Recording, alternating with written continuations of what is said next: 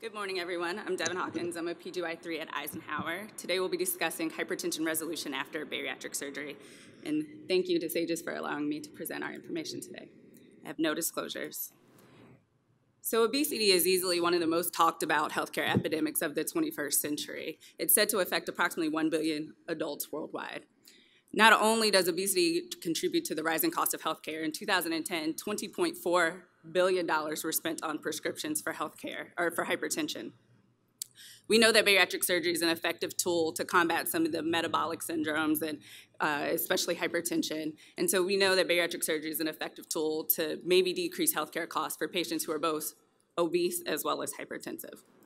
The prevalence of hypertension nearly doubles when both men and women, when you go from a BMI that's normal to a BMI that's obese. And regardless of the bariatric surgery a patient undergoes, we see remission and resolution rates of hypertension of up to 70%. So as more and more patients are undergoing bariatric surgery, it's important to find out not only the time course to the resolution of hypertension, but the underlying mechanisms as well. So we had 3 simple research objectives. The first question: does bariatric surgery contribute to a decrease in blood pressure in the absence of significant weight loss? I think empirically as clinicians, we know the answer to this question. We're changing patients' medications and doses of medications prior to them even leaving the hospital. But what exactly happens when? And that was our second question. What is the time course for resolution or improvement of hypertension after surgery? And is there a decrease in the number and or dosage of hypertension medications after bariatric surgery? So we did a retrospective chart review of 249 patients over a 3-year period. We looked at patients' blood pressure, mean arterial pressure, BMI, and prescription medications at the following time periods, which correlated with our postoperative follow-ups. We included anyone who underwent bariatric surgery at our institution during that time period. We excluded patients who were undergoing reoperative surgery. Hypertension was defined as patients who had preoperative systolic blood pressures of greater than 140, or if they were on 1 or more hypertensive medications.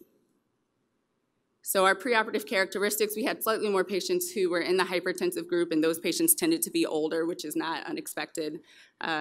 Consistent with national data, we had slightly more females in our study population, and the majority of our patients choose to undergo a sleeve gastrectomy.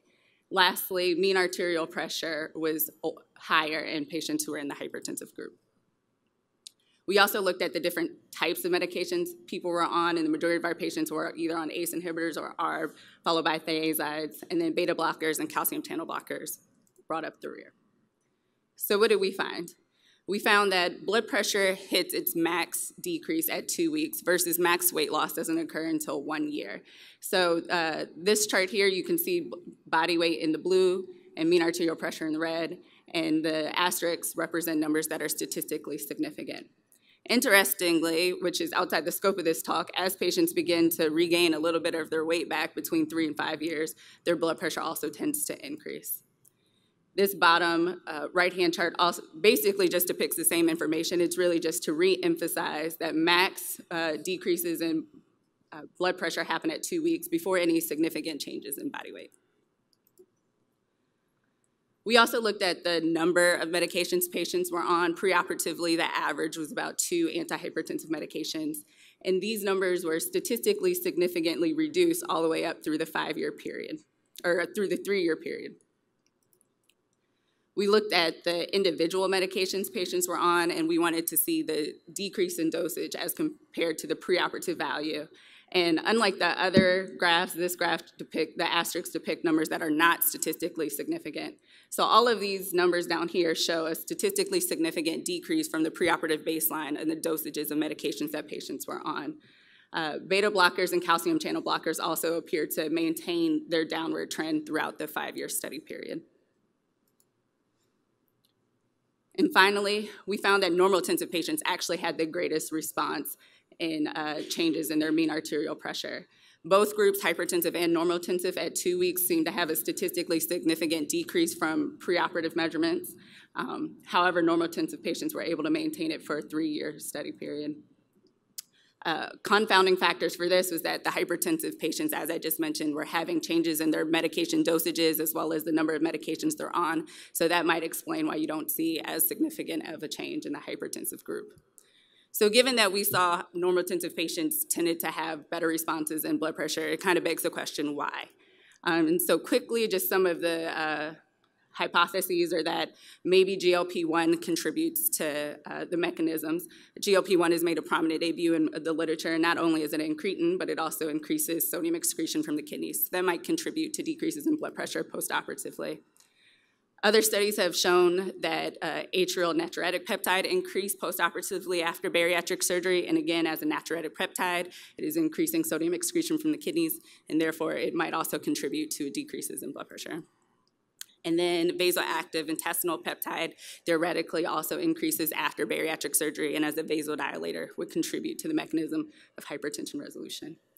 So some of the mechanisms that might contribute to hypertension resolution after surgery are some of the endocrine mechanisms I just mentioned. But what we know is that early decreases in blood pressure do not seem to be associated with any significant changes in weight. However, late changes in blood pressure seem to be more correlated with increases in body weight. However, more studies are needed to validate not only our findings, but also to study the underlying mechanisms of why this occurs. I'm happy to take any questions.